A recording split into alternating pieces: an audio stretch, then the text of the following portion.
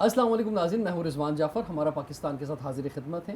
آج ہمارے ساتھ ہیں محترم مولانا حسن ظفر نقوی صاحب، ممتاز عالم دین ہیں۔ سر السلام علیکم۔ وعلیکم السلام۔ اور اتحاد بین المسلمین کے حوالے سے اور دین کے فروغ کے حوالے سے سر پاکستان میں دنیا میں آپ کی بہت خدمات ہیں، اور ہماری طرف سے بھی سر آپ خراج تحسین قبول فرمائیں، کیونکہ جو بھی لوگ دین کی خدمت کر رہے ہیں وہ بہت بڑا کام کر رہے ہیں۔ سر ہم جب بات کرتے ہیں محرم کی، اور خاص طور پہ یہ 10 دن جو ہوتے ہیں، تو یہ ہمیں بہت زیادہ، ویسے تو 365 دن ہی ہمیں اس سوچ کے ساتھ زندہ رہنا چاہیے کہ کربلا کے واقعے کو کبھی نہیں بھولنا چاہیے، لیکن یہ 10 دن میں خاص ہمارا فوکس ہوتا ہے، اور ایک ایک لمحہ جو کربلا کا ہے، بلکہ امام حسین کی زندگی کا جو ہے، اس طرف ہم دیکھ رہے ہوتے ہیں۔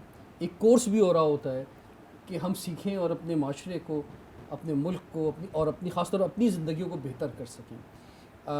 سر آپ کیا سمجھتے ہیں کہ یہ جو ریفریش کورس ہوتا ہے، اگر، اور یہ سبھی ہم بات کریں تو رمضان کا بھی مہینہ ریفریش کورس ہے دین کی طرف، یہ اگر ہم بات کریں فقہ جعفریہ کے حوالے سے تو محرم میں 8 ربیع الاول تک کا یہ بھی کورس ہے۔ ان تمام ٹریننگ، علماء کرام کے بیانات، مجالس، ان سے آپ سمجھ رہے ہیں کہ کیا اثر نیچے تک جا رہا ہے، معاشرے میں کچھ تبدیلی آ رہی ہے، کچھ بہتری آ رہی ہے عوامی سطح پہ؟ بسم اللہ الرحمن الرحیم، الحمدللہ والصلاۃ والسلام۔ پہلے تو شکریہ بیٹا، آپ نے زحمت کی اور تشریف لائے میرے پاس ان باتوں کے لیے۔ دیکھیے، 2-3 باتیں ہمیں سمجھنا ضروری ہے۔ سب سے پہلے تو تمام لوگوں کے لیے ہمارا پیغام ہے، اور ہم اپنے ممبر سے بھی یہی پیغام دیتے ہیں، سب جانتے ہیں۔ ہم یہ نہیں کہ آپ کے سامنے کوئی اور بات کر رہے ہیں اور ممبر پہ جا کے اپنے لوگوں کے ساتھ کوئی اور بات کر رہے ہیں۔ ہمیں یہ سمجھ لینا چاہیے کہ کچھ شخصیات آفاقی ہوتی ہیں، آفاقی یعنی وہ جغرافیے میں محدود نہیں ہوتی، یا وہ کسی قوم میں، حتیٰ کہ مذہب میں محدود نہیں ہوتی۔ ان کے فکر کا اثر، یا ان کے قربانی کا اثر، یا ان کے عمل کا اثر پورے عالمین، پوری کائنات، پوری دنیا پہ محدود بھی کر لینا تو پوری دنیا پہ ان کا اثر پڑتا ہے۔ بس کچھ شخصیات ایسی ہوتی ہیں۔ میں مثال دیتا ہوں، سقراط کوئی نبی تو نہیں ہے نبی، لیکن ساری دنیا اس کا احترام کرتی ہے، اس کے فلسفے کی وجہ سے اور اس کی ایک قربانی کی وجہ سے، ٹھیک ہے۔ بقراط، افلاطون، ارسطو، ہے نا، یہ بڑے بڑے نام ہیں۔ یہ انسانیت کی میراث بن گئے نا۔ اب ہمیں یہ سوچ لینا چاہیے کہ اس دنیا میں اولین و آخرین میں، یعنی انسانوں میں جب قربانی کی بات آتی ہے تو سب سے عظیم قربانی جناب سید الشہداء، فرزند رسول، نواس رسول، امام حسین ابن علی علیہ السلام کی۔ اچھا، وہ کہنے کی، اس پہ دلائل قائم کرنے کی ضرورت نہیں ہے۔ کہتے ہیں نا، آفتاب آمد دلیل آفتاب، سورج طلوع ہوتا ہے تو اس کو دلیل دینے کی، آپ کیا دلیل دیں گے کہ سورج نکل، سورج ہے سامنے۔ یہ جو دنیا بھر میں یاد منائی جاتی ہے نا جناب سید الشہداء کی، یہ فطری طور پہ انسان مناتا ہے، کوئی زبردستی نہیں منواتا۔ لوگ جو مجالس یا جلوسوں میں جاتے ہیں، یا جلسے یا یوم حسین آپ یونیورسٹیوں میں دیکھ رہے ہیں، پوری دنیا میں دیکھ رہے ہیں، حتیٰ کہ چھوڑیے مسلمانوں کو، چھوڑیے غیر مسلم منا رہے ہوتے ہیں، یاد منا رہے ہوتے ہیں، سر جھکا رہے ہوتے ہیں۔ کیوں؟ وجہ یہ ہے کہ جناب سید الشہداء کی قربانی شیعہ یا سنی کے لیے نہیں تھی۔ ہمیں اس سے باہر نکلنا ہے کہ جناب سید الشہداء کو اس نظر سے نہ دیکھو، نہ انہی نے کہیں پر کہا ہے کہ میں شیعہ ہوں کہ سنی ہوں۔ ان کی قربانی ہے انسانیت کے لیے، ایک درس دینے کے لیے تھی۔ یعنی جناب سید الشہداء وحدت کا مرکز ہے، اختلاف کا مرکز نہیں ہے۔ کس کے لیے؟ وہ جو حریت پسند لوگ ہیں نا، جن کے رگوں میں آزادی، جوش، ولولہ، یہ خون دوڑ رہا ہوتا ہے۔ پوری دنیا کے جو تحریکیں ہیں نا، مسلمان یا غیر مسلمان، آج بھی وہ کربلا کو ضرب المثل بناتی ہیں اپنے سامنے۔ کیوں؟ ایسی قربانی ان کو نظر نہیں آتی جیسی کربلا میں نظر آتی ہے، کہ ایک شخص اپنے 72 رفقا کے ساتھ اتنے بڑے لشکر کے سامنے، اور اس یقین کے ساتھ کہ میں قتل کر دیا جاؤں گا، اس کے 72 رفقا بھی قتل کر دیے۔ کس کے خلاف تھی وہ؟ استبداد کے خلاف تھی نا، جبر کے خلاف لڑائی تھی، ڈکٹیٹرشپ، آمریت کے خلاف لڑائی تھی، ہے نا، انسانیت کی بقا کے لیے تھی۔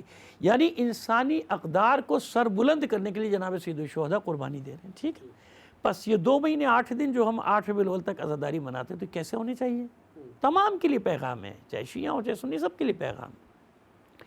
ہمیں اس میں اس قربانی کو اجاگر کرنا ہے، اس ایثار کو اجاگر کرنا ہے کہ جب کبھی ایسا وقت آ جائے، دین پر وقت آ جائے، اسلام پر وقت آ جائے، انسانیت پر وقت آ جائے، تو ہمارے سامنے یہ مثال ہونی چاہیے کہ شکست یہ نہیں ہوتی کہ انسان مار دیا جائے. اگر قتل ہو جانا مر جانا شکست ہوتی ہے تو 72 شہید ہو گئے. لیکن آج تک حسین فاتح عالم ہے نا. اس کو شکست خوردہ اس کو کہا جاتا ہے، یزید کو اور اس کے لشکر کو شکست ہے. ذلیل ہو گیا نا. قیامت تک کے لیے ذلت کا طوق حسین نے اس کے گلے میں ڈال دیا نا. ہم یہ سمجھ، یہ حسین نے سکھایا کہ جبر کے مقابلے میں ڈٹ کر جو قربانی دی جاتی ہے وہ قربانی ضائع نہیں ہوتی. قیامت تک اس کے اثرات ظاہر ہوتے رہتے ہیں، ہمیشہ کے لیے ظاہر ہوتے ہیں. اور کیونکہ بیسک تھا دین کو بچانا. دیکھیں نا، حلال کو حرام، حرام کو حلال کرنے کی کوشش کی جا رہی تھی. جب آپ تاریخ کا مطالعہ کریں گے تو تمام مورخین نے لکھا ہے کہ کیا کچھ شروع ہو چکا تھا. کہ نشے کی حالت میں آگے کوئی نماز پڑھانے شروع کر دی تھی کسی نے، کوئی بت کو جھوما پڑھانا شروع کر دیا. سب تاریخوں میں ہے. مطلب یہ نہیں کہ اس کے یہاں ہے اس کے یہاں نہیں ہے. تمام مورخین نے اس کو لکھا ہے کہ یہ کچھ شروع ہو گیا تھا. اب ایسے میں بچانے کی ذمہ داری ہے نا کسی کی. کوئی تو نکلے. اب اس جبر کے سامنے کون نکلے؟ اس وقت کی امپراتور، یعنی اس وقت کا امپیریلزم، اس وقت کا سامراج. اتنی بڑی طاقت دنیا کے صفحے پہ، دنیا کے نقشے پہ سب سے بڑی طاقت تھی نا جبر کی. اب کون نکلتا ہے؟ جبر اور خوف نے لوگوں کو گھروں میں بٹھا دیا تھا. تو جناب سید الشہداء نے کیا کیا؟ اس جبر اور خوف کے بت کو توڑا اور دنیا کے سامنے مثال لے کر آئے. آپ بات آگے بڑھائیں گے، ہم اور بھی آگے بڑھیں گے. ابھی یہاں تک رکھیے کہ اس قربانی کا مقصد شیعہ یا سنی یا کسی اور وقت یا فرقہ نہیں ہے. دو مقصد، ایک حلال محمد کو حلال رکھنا ہے، حرام محمد کو حرام، یعنی احکام الہی کی پاسداری، دین کی پاسداری. اس وقت جو بھی حاکم کرتا تھا، ایک جملہ اور بتا دیں آپ کو کہ جو بھی حاکم کرتا تھا نا اس کو لوگ اسلام سمجھتے تھے، کیوں خلیفت، کچھ کہتے خلیفت الرسول ہے. حسین نے فرق قائم کر دیا کہ نہیں ہے، ہر طاقت کے زور پہ بیٹھنے والا خلیفت الرسول نہیں ہوتا اور نہ ہی اس کا عمل اسلام ہوتا ہے. آپ نے الگ کر دیا. گناہ اب بھی ہوتے ہیں لیکن سب کو معلوم ہے گناہ ہے. لیکن اس وقت یہ کام شروع ہو گیا تھا کیونکہ خلیفہ کر رہا ہے ہم بھی کریں گے، وہ کر رہا ہے ہم بھی کریں گے. ہو گیا تھا نا یہ بات. اس چیز کو الگ کر دیا. اور دوسری چیز مثال قائم کی کہ کس طرح استقامت کے ساتھ قربانی دی جاتی ہے اپنے صبر و فقہ کی، اپنے ساتھیوں کی. حتیٰ کہ وہ خواتین جو ساتھ آئی تھیں ان میں سے بھی کسی ایک کا کوئی اسٹیٹمنٹ تاریخ میں نہیں ملتا کسی خاتون کا کہ جس نے سرنڈر کیا ہو یا اس کے الفاظ سے سرنڈر ظاہر ہوتا ہو کہ جس نے کہا ہو کہ ہمارے مرد شہید ہو گئے، چلو بھائی اب ہمیں چھوڑو، ہمیں جانے دو. نہیں، وہاں بھی وہی استقامت ملے گی، شام تک استقامت ملے گی. جناب ثانیہ زہرا سلام اللہ علیہ ہوں یا ان کے ساتھ دیگر خواتینوں، سب نے استقامت کا مظاہرہ. جی تو میں یہیں آپ کو روکتا ہوں کیونکہ اب ہمیں سمجھنا ہوگا حضرت امام حسین کے فلسفے سے طرز سیاست کیسے ہونی چاہیے، طرز حکومت کیسے ہونا چاہیے. لیکن کنٹینیو کرتے بریک کے بعد دیکھتے رہیے پروگرام ہمارا پاکستان.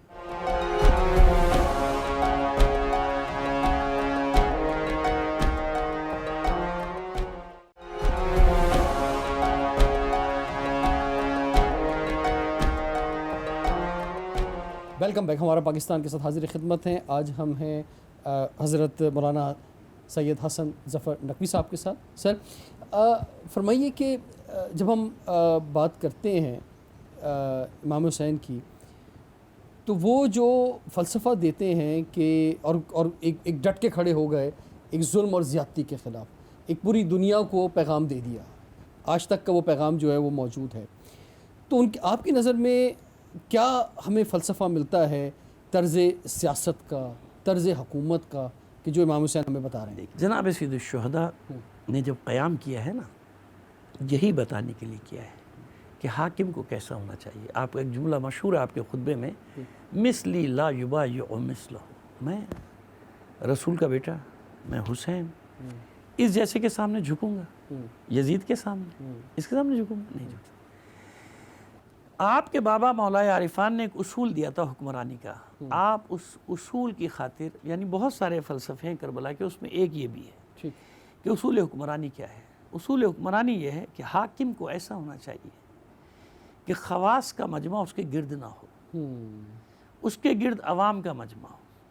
آپ فرماتے ہیں کہ جو حاکم عوام کے درمیان میں رہتا ہے تو برے وقت میں یہ عوام اس کے پیچھے آ کر کھڑی ہو جاتی ہے. میں آپ کو 2 ملکوں کی مثال دیتا ہوں. ترکی میں اردکان جیسا بھی صحیح، اچھا برا ہمیں سے بحث نہیں، اس کے خلاف آرمی نکلی.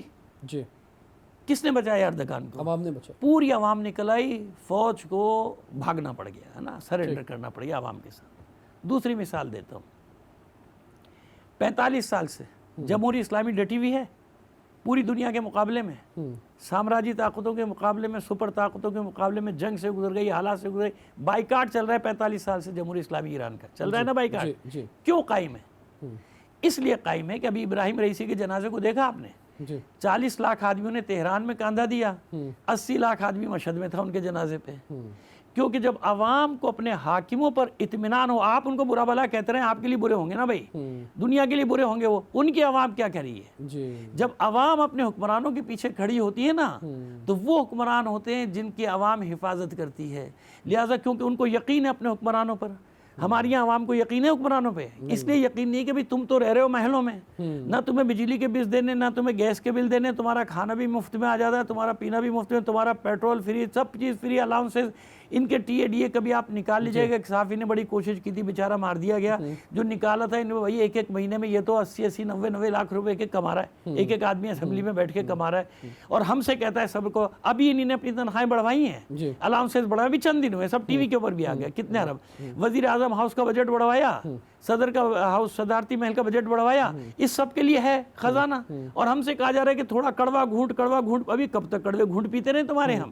جناب سید الشہداء نے اس چیز کو اجاگر کیا کہ نہیں، حاکم وہ حاکم ہوتا ہے جو عوام کے دلوں پر حکومت کرتا ہے، اور آپ دیکھ لیجئے کہ آج ظاہری طور پہ حکومت کس کی ہے؟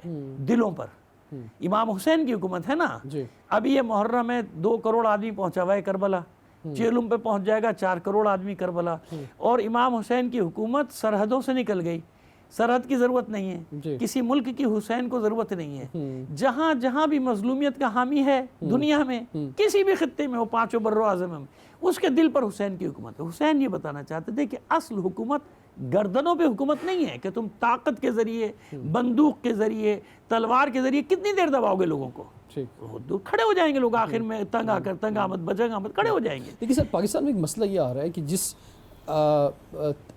طرز حکومت کی، یا جس اشرافیہ کی، یا جس کلب کی آپ بات کر رہے ہیں جو بن گیا ہے اب، جس میں ہماری بیوروکریسی بھی شامل ہے پورا، اور پورا یہ انتظامی ڈھانچہ شامل ہے، اب یہ ان کا پاکستان جو بن گیا ہے، تو اب یہ جو مڈل کلاس ہے، جو غریب طبقہ ہے، یا جو اس کلاس میں شامل نہیں ہے، یہ ان سب کی محنت جو ہے اس کلب کو جوائن کرنے میں لگی ہوئی ہے کہ اچھا اب اگر کوئی لوور کلاس سے، کوئی نیچے طبقے سے اگر کوئی غلطی سے سیاست میں آ بھی جاتا ہے یا اوپر آ بھی جاتا ہے، تو وہ عوام کا نمائندہ بننے کے بجائے وہ بھی اسی کلب کا حصہ بنتا ہے۔ کوئی اگر جو ہے کسی چھوٹی گاڑی میں یا موٹر سائیکل پہ غلطی سے آ بھی گیا، ویسے تو پاکستان میں آ نہیں سکتا سیاستدان، لیکن اگر کسی وجہ سے آ بھی گیا تو 5 سال بعد اس کے حالات دیکھ لیں کیا ہوں گے۔ آتے ہیں نا، آتے ہیں، میں بتاتا ہوں کیوں آتے ہیں۔ دیکھیے یاد رکھیے، پانی ہمیشہ اوپر سے نیچے آتا ہے، نیچے سے اوپر نہیں آتا۔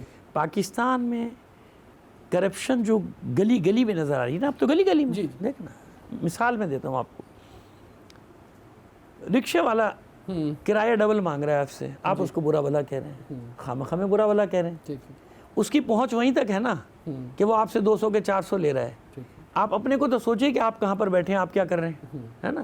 تو وہ پاگل تھوڑی ہے، اس کے گھر میں بھی 6 بچے ہیں، ہر آدمی یہاں متقی پرہیزگار نہیں ہے، اللہ کا نیک بد صالح بندہ، اس اولیاء اللہ نہیں ہے، صحیح ہے نا؟ تو ہر آدمی اس دوڑ میں ہے کہ میں زیادہ سے زیادہ کماؤں، نیچے سے لے کے اوپر تک۔ اب اس میں جس کو ہاتھ لگتا ہے، آپ جو اب مثال دے رہے ہیں کہ چاہے کونسلر کی سطح سے آگے بڑھنا شروع کرے، تیز ہوگا، چالاک ہوگا، اس کلاس تک پہنچے گا، تو وہ اسی لیے تو وہاں پہنچنا چاہ رہا ہے کہ میں حصے دار بنوں، اور انہیں کچھ % ایسے لوگ چاہیے ہوتے ہیں ہر جگہ لوٹ مار کرنے کے لیے، جن کو آپ فرنٹ مین کہہ لیں، اور بھی ان کے بہت سارے نام ہیں نا۔ لوگ خود ڈائریکٹ جا کے تو یہ بڑے لوگ نہ بھتہ لیتے ہیں، نہ تاوان لیتے ہیں، نہ ٹیکس لیتے ہیں، کچھ نہیں لیتے، انہی نے نیچے بھی تو رکھے ہوتے ہیں، تو نیچے والا جو لے رہا ہے تو اس میں اپنا بھی تو حصہ رکھے گا نا، رکھے گا نہیں رکھے گا؟ اب میں کھل کے تو نہیں کہہ سکتا ساری باتیں کہ اپنا کوئی جائز کام بھی کرانے جاؤ تو وہاں جو کہہ رہا ہے کہ اوپر والا اتنے مانگ رہا ہے تو اوپر والے کو وہ سارے تو نہیں دے گا، اپنا بھی تو اس نے کمیشن رکھا ہے نا۔ بس یہ وہ بھاگ دوڑ لگی ہوئی ہے، اس بھاگ دوڑ کے نتیجے میں کیا ہو رہا ہے، پورا معاشرہ کرائمز کی طرف جا رہا ہے، کرمنل بن رہا ہے۔ تو وہ جو آپ نے آغاز میں بات کی تھی کہ جو حضرت امام حسین کی جو بنیادی طور پہ جو آپ نے قربانی دی، وہ حرام اور حلال کے فرق کے لیے، جو اس وقت حرام جو ہے وہ رائج ہو رہا تھا یا ہونے جا رہا تھا، اور حلال جو ہے وہ پیچھے کی جانب بڑھ رہا تھا، تو یہ قربانی اسی کے لیے تھی بنیادی طور پہ۔ بالکل۔ تو اب اگر ہم اسی راستے پہ نہیں ہیں، معاشرہ جو ہے جو اس کرپشن کے اندر ہے، اور آج ہم نے حلال اور حرام کی تمیز چھوڑ دی ہے، حق کیا ہے اور صحیح غلط کیا ہے یہ تمیز چھوڑ دی ہے، تو پھر ہم اسی طرف جا رہے ہیں پورا معاشرہ۔ یہی تو فرق ہے۔ معاشرے کی ہم بات کریں، معاشرہ اس طرف جا رہا ہے تیزی سے، ٹھیک ہے، لیکن اس کے باوجود ہم اور آپ بیٹھ کے بات کر رہے ہیں نا، جی کر رہے ہیں نا، بس یاد رکھیے تخریب جب اپنی انتہا پہ پہنچتی ہے نا تو وہاں سے تعمیر کا پہلا قدم ہوتا ہے، تعمیر کا آغاز ہوتا ہے۔ ہمارا معاشرہ بس یہ ہمارے سمجھ نہیں رہے نظام چلانے والے کہ معاشرہ اب ایسی نہج پہ پہنچ چکا ہے کہ جہاں عام آدمی اب بیزار ہو چکا ہے نا، بیزار، کہیں نہ کہیں آواز اٹھ رہی ہے۔ جیسے میں نے آپ سے مثال دی نا، بات کرنا ہے، اس طرح معاشرے میں ہر جگہ ایسا یہ ہو نہیں سکتا کہ باطل ہو اور حق نہ ہو، یہ ہو ہی نہیں سکتا کہ یزیدیت ہو اور حسینیت نہ ہو۔ آپ کو تو ایک بڑی طاقت حاصل ہے ممبر پہ کے اوپر علماء کرام کو، اور خاص طور پہ یہ جو دن ہے اور یہ پورا جو سلسلہ چلتا ہے 2-2.5 مہینے کا، تو اس میں تو اس کا مطلب یہ کہ یہ تو میں فیلئر تمام علماء کرام کی طرف نہیں لے کے جانا چاہوں گا کہ وہ ان کی گفتگو، ان کی باتیں جو ہیں وہ اثر نہیں کر پا رہی ہے نیچے، کہ لوگ جو ہیں وہ صحیح جانب نہیں آ پا رہے۔ اسی لیے عرض کر رہا ہوں آپ سے، میں اسی لیے عرض کر رہا ہوں کہ اگر اس کا اثر نہ ہوتا نا تو یہ جو تھوڑی بہت ریسسٹنس اور مقاومت نظر آ رہی ہے یہ نہ ہوتی۔ دیکھیں ہم آپ کو مثال دیں، جناب سید الشہداء کے ساتھ صرف 72 تھے، کیا ان کی زبان میں اثر نہیں تھا؟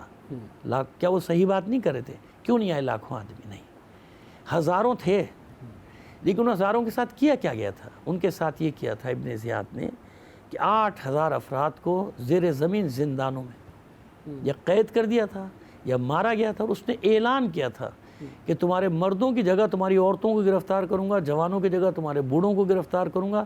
ایک جبر اور خوف کی فضا قائم کر دی تھی۔ بس جب معاشرے پر جبر اور خوف کی فضا قائم ہو تو اثرات، نتیجہ آنے میں تھوڑا سا ٹائم لگتا ہے۔ قوموں کے عروج و زوال کی داستان 10-15 سال 20 سال کی نہیں ہوتی ہے، قوموں کے عروج و زوال کی داستان صدیوں پر ہوتی ہے، کبھی کبھی صدیوں پر۔ اور ہمارا یہ امتحان ابھی سے شروع نہیں ہوا، ہمارا یہ امتحان چل رہا ہے جب سے انگریز نے ہم پر قبضہ کیا تھا، انگریزی سامراج نے۔ لیکن میں جو بات آپ سے کر رہا ہوں کہ اب اس ذکر کے نتیجے میں ہر سال جو یہ ذکر کیوں کوشش کی جاتی ہے روکا جائے، کم کرو، یہاں کرو، پرمٹ نہیں ہے تمہارا، لائسنس نہیں تمہارا، یہ نہیں تمہارا، کیوں؟ وہ جانتے ہیں کہ ذکر حسین لوگوں میں بیداری پیدا کرتا ہے۔ یہ جو بیداری پیدا ہوتی تھی، یہ بار بار کا ہر سال کا ایک انجیکشن لگنا، تو اس کا مطلب بے اثر۔ دنیا میں اثر ہوا کہ نہیں ہوا؟ آپ دیکھیے آج فلسطینیوں کا قیام ہے، میں نے کہا نا شیعہ سنی کی بات نہیں، آج اگر فلسطینی قیام کریں تو آپ ان کے نعرے دیکھیے نا، یا فلسطینیوں کا جو ساتھ دے رہا ہے دیکھیے کون ساتھ دے رہے ہیں۔ 56 ممالک، میں ملکوں کے نام نہیں لینا چاہتا، لیکن ہمارے سامنے پوری صورتحال ہمارے سامنے ہے کہ جہاں بھی حسینیت ہے نا، بیدار ہے، وہ مظلوم کے ساتھ آج بھی کھڑی ہے۔ پوری دنیا کے مقابلے میں آپ پوری دنیا کے اس میں تناظر میں دیکھیں نا کہ ساری سامراجی طاقتیں ایک طرف ہیں اور وہ مٹھی بھر جوان کھڑے ہوئے ہیں، اور اب تک انہوں نے شکست تسلیم نہیں کی۔ ان کے نعرے بھی وہی ہیں کہ ہم تمہارے سامنے سرنڈر نہیں کریں گے، جھکیں گے نہیں۔ تو اگر یہ نہ ہوتا، بیداری نہ ہوتی، تو یہ قیام نہ ہوتا، تو سامراج کو سب سے بڑی جو ضرب لگ رہی ہے استعمار کو، وہ لگ رہی ہے کربلا سے، کہ آج بھی وہ دیکھ رہا ہے کہ کربلائی جو ہیں، جن کے ذہنوں میں کربلا شیعہ سنی نہیں، جہاں کربلا ہے، جہاں قربانی حسین ہے، وہ ڈٹے ہوئے سامراج کے مقابلے میں۔ تو یہ ایسا نہیں کہ اثر نہیں ہو رہا، اثر نہ ہو رہا ہوتا تو یہ قیام نہ ہوتا۔ اور اسی درمیان میں کچھ لوگ ایسے بھی ہیں کہ جو انتشار کا باعث بن جاتے ہیں، جو ایک دوسرے کو لڑانے کا باعث بن جاتے ہیں۔ سوشل میڈیا کا غلط استعمال جو ہے وہ بھی آج کے معاشرے میں نظر آ رہا ہے۔ ان چیزوں کو کیسے بہتر کر سکتے ہیں، کیسے ٹھیک کر سکتے ہیں، جانیں گے، لیکن بریک کے بعد دیکھتے رہیے پروگرام ہمارا پاکستان۔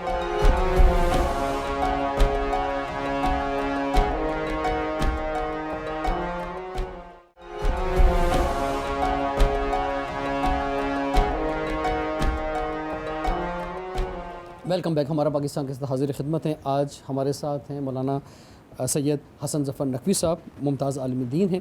سر، آپ ماشاءاللہ اتحاد بین المسلمین کے حوالے سے بہت آپ نے کام کیا، جوڑنے کا کام کیا کہ سب مل کر جو ہے آگے بڑھ سکتے ہیں، اور اصل چیز تو یہی ہے کہ ہم ایک عام انسان جو ہے اس کی زندگی کو بہتر کریں۔ بے شک۔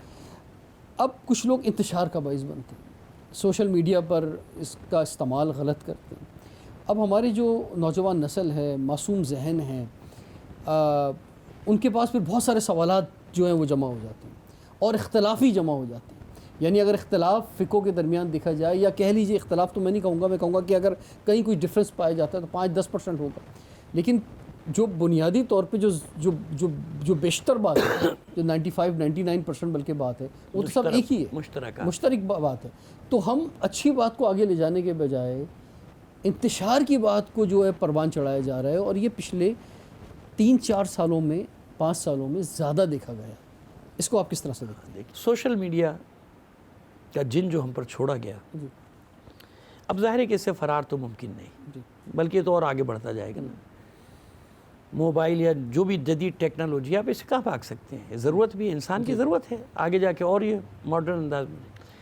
لیکن آپ ایک چیز نوٹ کیجئے کہ مغرب کے مقابلے میں یہی یہ سارے فتنے کیوں ہیں؟ ان کے پاس بھی تو موبائل ہے نا، ان کے بچوں کے پاس بھی موبائل ہے وہاں، لیکن بہت کم پرسنٹ یہ چیزیں ہیں نا. ہمارے یہاں پرسنٹیج زیادہ ہے. ہمارے یہاں جب آپ موبائل کھولیں ٹینشن ہونے لگتی ہے نا، اعصاب خراب ہونے لگتے ہیں، سوائے اس کے کچھ بھی نہیں. ایک دوسرے کے خلاف باتیں، ایک دوسرے کے خلاف گفتگو، ایک دوسرے کے خلاف گفتگو. تو دیکھیں ایک بات یاد رکھیں کہ میں تمام مکاتب فکر کے علماء کو بھی خطاب کر رہا ہوں اور لوگوں کو بھی خطاب کر رہا ہوں کہ بھائی یہ جو مکاتب کے اختلاف ہیں، یہ میرے اور آپ کے تو پیدا کردہ نہیں ہے نا، نہیں ہے نا. یہ صدیوں پر محیط ہے. پہلے بھی پہلے تھے تو انہی کو اٹھا کے تو آج فساد کیا جا رہا ہے نا. تھے نا، تو پہلے ہی فساد کیوں نہیں تھا؟ پاکستان جب بن رہا تھا تو کیا کتابوں میں یہ اختلاف موجود نہیں تھے نا؟ وہی تو آج نکالے گئے. تو پاکستان بناتے وقت کیوں سب ایک ہو گئے تھے سارے مکاتب؟ علامہ شبیر احمد عثمانی صاحب ہوں یا علامہ ابن حسن جارچوی صاحب ہوں یا دیگر مکاتب مولانا حامد علی بدایونی ہوں، سارے ایک ہو گئے. بھائی کہہ دیتے نا اس وقت نہیں بیٹھتے ایک دوسرے کے ساتھ کہ بھائی آپ کا ہم سے کیا تعلق، لیکن وہ تو نہیں کہ وہ تو ایک دوسرے کے پیچھے نماز بھی پڑھتے تھے. انہی نے تو کبھی ایک دوسرے کو کافر نہیں کہا. نہ علامہ اقبال کو کسی نے کافر کہا، نہ محمد علی جناح کو کسی نے کافر کہا، نہ جن فاطمہ جناح کو کسی نے کافر کہا، نہ لیاقت علی خان کو نہیں کہا نا. ہاں، اس کا مطلب یہ ہوا کہ تمام مکاتب فکر اپنے اپنے مکتب میں رہتے ہوئے ایک ہو کر ایک ملک بنا سکتے تھے. بنا لیا نا. بالکل. ارے بھائی یہ مثال تمہارے سامنے، میں 1400 سال کی تو مثال ہی نہیں دے رہا کہ کیسے رہتے تھے دنیا میں. الجزائر پوری دنیا میں رہ رہے ہیں ساتھ. اب یہ فساد شروع ہوا، سب جگہ ساتھ رہ رہے ہیں، مشترک ہے، کامن ہے ہر جگہ. ٹھیک ہے، کہیں زیادہ کہیں کم، کہیں زیادہ کہیں رہ تو رہے ہیں، سب ساتھ رہ رہے تھے. یہ 1980 کے بعد شروع ہوا نا بھائی. ہمیں تاریخ کو بھولنا نہیں چاہیے. ریکارڈ پہ لا رہا ہوں یہ بات. 1980 میں یہ اعتراف میں نہیں کر رہا، میں اعلان نہیں کر رہا، یہ اعتراف کیا ہے ہلری کلنٹن نے، جو اس وقت کی وزیر خارجہ تھی، جس نے جب یہ اعتراف کری تھی وزیر خارجہ تھی 1980 میں نہیں، اس نے خود اعتراف کیا کہ ہم نے یہ مصیبت اپنے گلے مول لی ہے. اس نے شدت پسندوں کو پالنے کا اور ان کے سب بنانے کا پورا بتایا. میں کسی مسئلے میں نہیں الجھنا چاہتا، صرف بتا رہا ہوں کہ آپ اس کا بیان دیکھ لیجیے گا. کیونکہ انقلاب آ چکا تھا جمہوری اسلامی ایران میں انقلاب آ چکا تھا، اسے کاؤنٹر کرنا تھا. اور جب وہ انقلاب آیا تھا تو بچوں کو نہیں معلوم ہوگا، میں آپ کو بتا دوں کہ پورا عالم اسلام اس طرف دوڑا تھا اور سارے سربراہان مملکت نے جا کے مبارکبادیں بھی دی تھیں اور امام خمینی کے پیچھے نمازیں بھی پڑھی تھیں. ایسا اچھا ماحول تھا. تو اب یہ سامراج گوارا کرتا، امریکہ گوارا کرتا، کیونکہ اس کی تو شکست ہوئی تھی نا، اس کا پولیس مین ہارا تھا شہنشاہ ایران. لہٰذا وہاں سے اب بھی بتا رہا ہوں کہ کہاں سے شروع ہوا. اختلاف تو 1400 سال کا ہے، 1400 سال کا ہے. شروع ابھی کیوں ہوا؟ شروع ابھی اس لیے ہوا کہ انہیں اختلافات کو جیسے انگریزوں نے اٹھایا تھا نا ہندوستان پہ قبضہ کرنے کے لیے، سب سے آسان تھا ان کے لیے کہ بھائی یہ ان میں یہ فرقے واریت ایجاد کر دو، بس یہ خود ہی لڑتے رہیں گے، نماز نہیں پڑھے گا مگر فرقے کے نام پہ لڑنے کے لیے آ جائے گا. جیسے ابھی خدا نہ کرے کسی غیر مسلم پہ جب الزام لگا دیا جاتا ہے، آپ نے دیکھی نہیں آپ کے سامنے، تو جس نے قرآن بھی کبھی نہیں پڑھا ہو، مسجد میں کبھی نہیں گیا، وہ بھی گھر جلانے پہنچ جائے گا اس کا، اور پوری بستی جلا دے گا، اپنی املاک کو، اپنی گاڑیوں کو بھی جلا رہا ہوگا، اپنے شہروں کو بھی آگ رہا ہے نا. سمجھ میں آ گئی بات؟ تو یہ مذہب ایک ایسی چیز ہے کہ جس پہ انسان سب سے کم عمل کرتا ہے، سب سے زیادہ پھڈا کرتا ہے، فساد کرتا ہے اس کے نام پہ، سب سے زیادہ اس کے نام پہ فساد کرے گا. سارے وہ نکل آئیں جن کا مذہب سے کوئی تعلق نہیں. ٹھیک ہے، وہ جانتے تھے اس راز کو، جانتے ہیں کہ یہ راز تھا. لہٰذا اب ان کو ضرورت تھی کاؤنٹر کرنے کی. ایک طرف ادھر کاؤنٹر کرنا تھا، دوسری طرف افغانستان میں روس آ کے بیٹھ گیا تھا، صدر داؤد کا تختہ پلٹا گیا تھا. ٹھیک ہے نا، نام نہاد سوشلسٹوں کی حکومت وہاں پہ تقریباً آ گئی تھی. ٹھیک ہے نا، اب وہاں پہ بھی لڑنا تھا، یہاں پہ بھی لڑنا تھا. ایک نرسری بنا دی انہی نے. اب جب نرسری بنائی تو ان کو ایک نظریاتی چیز بھی تو دینی تھی نا، کس نظریے پہ لڑنا ہے. لہذا وہاں سے یہ کھیل شروع ہوا کہ ایک تیر سے انہی نے 2 شکار کیے. وہاں جہاد کا ڈرامہ رچایا اور یہاں ایران کے خلاف استعمال کرنا شروع کیا کہ یہ اسلامی انقلاب نہیں ہے، شیعہ انقلاب کر کے یہاں سے وہ آغاز ہوا۔ اب جب کروڑوں اربوں ڈالر لگے گا بقول ان کے، مجھے بارک اوباما کا اسٹیٹمنٹ یاد ہے کہ ہم 20 کروڑ ڈالر ماہانہ یا سالانہ جو بھی ہے، لیکن مجھے بیان یاد ہے، ہم اس پہ خرچ کر رہے ہیں پاکستان میں۔ کس پہ؟ فرقے واریت پہ۔ حکومت کو تھوڑی دے رہے تھے، حکومت کو تو نہیں دے رہے تھے نا ان کاموں پہ۔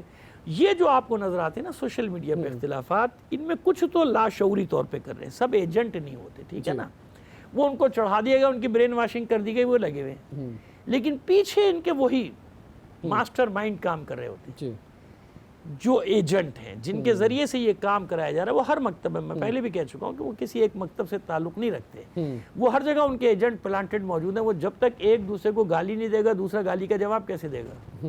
اور جب یہ گالیاں بڑھتے بڑھتے آگے بڑھیں گے تو سڑکوں پہ خون بہے گا، پھر مسجدوں سے فتوے ہوں گے، مسجدوں سے جلوس نکلیں گے، لوگوں کے گھر جلائیں گے، ادھر سے نکلیں گے ادھر جلائیں گے، ادھر سے نکلیں گے ادھر جلائیں گے، اس کو ماریں گے اور مارنے کو ثواب قرار دیں گے تاکہ اس کو مارنے میں آسانی رہے۔ قتل اپنے بھائی کو قتل کر رہا ہے۔ اب آپ دیکھیں مثال، 1 منٹ میں آپ کے سامنے مسئلے کو حل کرتا ہوں۔ اتنے بڑے بڑے جہاد ہوئے، افغانستان میں ہو رہے ہیں، پاکستان میں ہو رہے ہیں، یہاں ہو رہے ہیں، وہاں ہو رہے ہیں، شام میں تباہ کر دیا پورا شام، تباہ کر دیا یمن۔ آج یہ جہادی تنظیمیں کہاں گئیں؟ فلسطینیوں کی حمایت میں کیوں نہیں کھڑے ہوئے؟ پڑوسی تو ہے، شام پڑوسی ہے نا، تو وہیں تھی نا ساری تنظیمیں، اسرائیل سے کیوں نہیں لڑ رہے؟ اب سمجھ میں آئے کہ کس کے بنائے ہوئے تھے؟ تو جنہوں نے بنائے ہوئے ان کے خلاف کیسے لڑیں گے؟ ورنہ اتنے بڑے بڑے جہاد، ہزاروں لاکھوں شہید ہو گئے سب، آج کہاں ہیں؟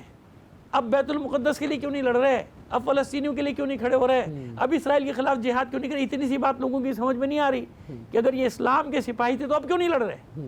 فلسطینی تو کوئی شیعہ کا مسئلہ نہیں ہے وہاں پہ، وہ تو کوئی اور نسل نہیں، لڑو نا ان کے لیے، بس معلوم ہے۔ تو وہ جو میں بتا دی کہ وہ کھیل شروع ہوا تھا اپنے پلانٹڈ لوگوں کے ذریعے سے، یہ پلانٹڈ لوگوں کے۔ اب سوشل میڈیا کو نہیں، ہمارے یہاں آزاد چھوڑا، ہمارے یہاں اپنی حکومتیں بچانے کے لیے قانون پاس ہو گیا کہ کالز ٹیپ کی جائیں گی، یہ کیا جائے گا، وہ کیا جائے گا۔ صبح سے شام تک فرقے واریت کی چل رہی ہوتی، کتنوں کو پکڑا گیا ہے، کتنوں کو بن گیا، سوائے معدود چند کے۔ سر جو خاص طور پر ممبر سے اس وقت بات کی جا رہی ہے، میں دونوں طرف کی بات کروں گا، تو ان کو آپ کیا ہدایت دینا چاہیں گے، یا جو لوگ ان کو سن رہے ہیں اختلافی باتوں کو، یا جو نفرت پھیلا رہے ہیں، یا چند بنیادی ایشوز جو کہ شاید تاریخ سے ثابت بھی نہیں ہوتی بہت ساری چیزیں، ان پر بھی بات کر رہے ہیں، تو ان کو آپ کیا کہنا چاہیں گے؟ دیکھیے میں تو یہاں سے ایک بات، دو اس میں آپ طبقے کر لیجئے۔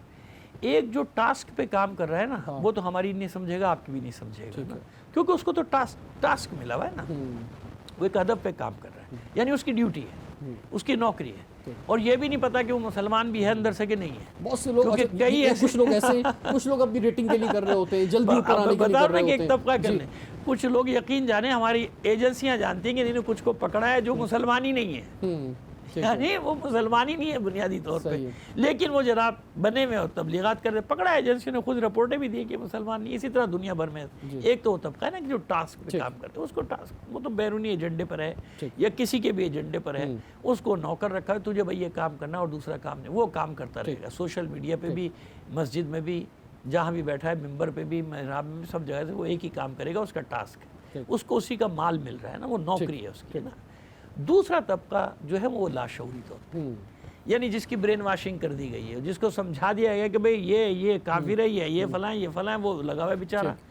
یہ وہ لوگ ہوتے ہیں کہ جن کی ہدایت کی جائے تو یہ راستے پر آ جاتے ہیں، اور ہم نے دیکھا مسلسل، آپ ابھی دیکھیں پازیٹیو چیز بھی تو دیکھیں نا کہ سوشل میڈیا پہ ماشاءاللہ ایسے علماء کی بڑی تعداد آ گئی ہے جو ان مسائل کو بہت بیان کر رہی ہے، بہتر انداز میں کلیئر کر رہے ہیں لوگوں کو کہ نہیں دیکھو ایسا نہیں ہے، کسی کو ایسے نہ کہو۔ اور سب سے بڑی دلیل مجھے جو میں بھی دیتا ہوں وہ دلیل، اور سارے علماء دیتے ہیں، کہ بابا اہل قبلہ کسے کہتے ہیں؟ جو قبلے کی طرف منہ کر کے نماز پڑھو۔ اور تمام جتنے بھی فقہ ہیں، جتنے بھی مکاتب ہیں، سب میں ایک قدر مشترک ہے کہ توحید اور اہل قبلہ اور قرآن، اس پر جس کا ایمان ہے وہ مسلمان ہے۔ جو بھی قبلے کی طرف رخ کر کے نماز پڑھو ان کو کہا جاتا ہے اہل قبلہ۔ اور آگے بڑھ کر حج پہ نہیں دیکھتے، حج پہ سب جا رہے ہیں، مکہ مدینے میں کفار کا داخلہ ممنوع ہے، تو بھئی اپنی آنکھوں سے دیکھ لو کہ وہاں کون جا رہا ہے، کون نہیں جا رہا، کون حج کر رہا ہے، سب مل کے حج کر رہے ہیں۔ کوئی روک سکتا ہے مسجد الحرام میں کسی دوسرے فرقے کے آدمی کو مجلس پڑھنے سے؟ نہیں، سب پڑھ رہے ہیں وہاں، جعفری، فقہی، حنبلی، شافعی، مالکی، سب پڑھ رہے نہیں پڑھ رہے بالکل سب ہیں؟ اور جو مقلد نہیں ہیں وہ بھی پڑھ رہے ہیں، اہل حدیثوں اخباریوں سے پڑھ رہے ہیں نا، کسی کی جرت نہیں، کیوں؟ سب جانتے ہیں کہ اہل قبلہ ہیں، سب مسلمان ہیں۔ بالکل بالکل روضہ رسول میں جانے سے کسی کو روک سکتے ہیں؟ نہیں روک سکتے، سب جا رہے ہیں، مسجد نبی بھی جا رہے ہیں، عرفات میں ساتھ جاتے ہیں، منی میں ساتھ جاتے ہیں، قربانی ساتھ دیتے ہیں، شیطانوں کو ساتھ مل کے پتھر مارے، سب کا جو مشترک، یعنی اللہ نے یہ بالکل جو عقل نہیں رکھتا نا وہی نہیں سمجھ سکتا، یا جو جیسے میں نے ٹاسک، ورنہ اللہ نے اتنی بڑی نشانی صرف حج میں رکھ دی کہ بے وقوف ہو، یہاں پہ سب ایک جگہ بیٹھے ہو، باہر جا کے پھر شروع ہو جاتے ہو، یہ کافر فلانا کافر فلانا نوجوانوں کو کافر۔ کہتا ہوں کہ بھائی عمرہ یا حج کی ضرور دعا کرو اور ضرور جاؤ، اور وہاں جا کے دیکھو کہ برابر میں ایک ہاتھ چھوڑ کے اوپر کر کے نماز پڑھ رہا ہے، ایک ہاتھ نیچے پڑھ رہا ہے، ایک ہاتھ نیچے کر رہا ہے، ایک جو ہے عربی سمجھ رہا ہے تو سنتے سنتے جو ہے ہاتھ اٹھا رہا ہے، دعا کر رہا ہے، بس تھوڑا سا ہمارا، اور پھر ہر نسل سے، ہر زبان سے، ہر رنگ سے، دنیا کے ہر ملک سے لوگ وہاں پہ موجود ہیں۔ ایک حج سب کچھ سکھا رہا ہے، بالکل، آپ نہیں سیکھ رہے، حج سکھا رہا ہے کہ تم اہل قبلہ ہو، تم سب مسلمان ہو، ورنہ کافر کا تو یہاں آ ہی نہیں سکتا، گھس ہی نہیں سکتا۔ پھر جب وہاں سے نکلتے ہیں وہاں تک سب ایک، وہاں سے نکلنے کے بعد پھر اپنی اپنی بولیاں بولنا شروع ہو جاتے ہیں، تو مسئلہ یہ ہے۔ اسی لیے آپ دیکھیں کہ اب حج میں بھی مشکلات پیدا کرنے کی کوشش کی جا رہی ہے، جیسے اس سال حاجیوں کو بہت مشکلات ہوئی، آپ جانتے ہیں نا، کئی ہزار حاجی، انتظامات، وہاں پر بھی بہت بڑا اشرافیہ کا وی آئی پی حج اور نارمل حج، وہ اس میں بہت بڑا ڈفرینس پیدا کیا وہ گیا۔ ایئر کنڈیشنوں میں بیٹھے رہے، ان کے لیے گاڑیاں تھیں، اور ہمارے بیچارے حاجی برے صغیر کے حاجی یا دوسروں کا سڑکوں پہ مرتے رہے، گرتے رہے، لیکن یہاں کا تو ماحول یہ کہ بول ہی نہیں سکتے صاحب، آپ کچھ بول ہی نہیں سکتے، عجیب بات ہے۔ خیر بہرحال، لیکن اب بس آخر میں آپ کا پیغام۔ حسین اتحاد کا مرکز ہے، اس کو اختلاف کا مرکز نہ بنائیے۔ حسین آفاقی شخصیت ہے، اسے محدود نہ کیجیے، جگہ میں، فرقے میں، جغرافیہ میں قید نہ کیجیے۔ حسین آفاقی پیغام دے کے گیا ہے، حریت پسندوں کا سالار ہے، جہاں بھی آزادی پسند لوگ ہیں، غلامی سے نجات لینا چاہتے ہیں، جبر و استبداد کے خلاف قیام کرتے ہیں، حسین ان سب کا پیشوا ہے، بغیر فرق مذہب و رنگ و نسل ان سب کے۔ تو حسین کو اپنا لیجئے، جیسے جوش نے کہا تھا کہ انسان کو بیدار تو ہو لینے دو، ہر قوم پکارے گی ہمارے ہیں حسین۔ ایک بار حسین سے رشتہ جوڑ کے دیکھیے، پھر حسین آپ کو چھوڑے گا نہیں، حسین آپ کے دل پر قابض ہو جائے گا انشاءاللہ۔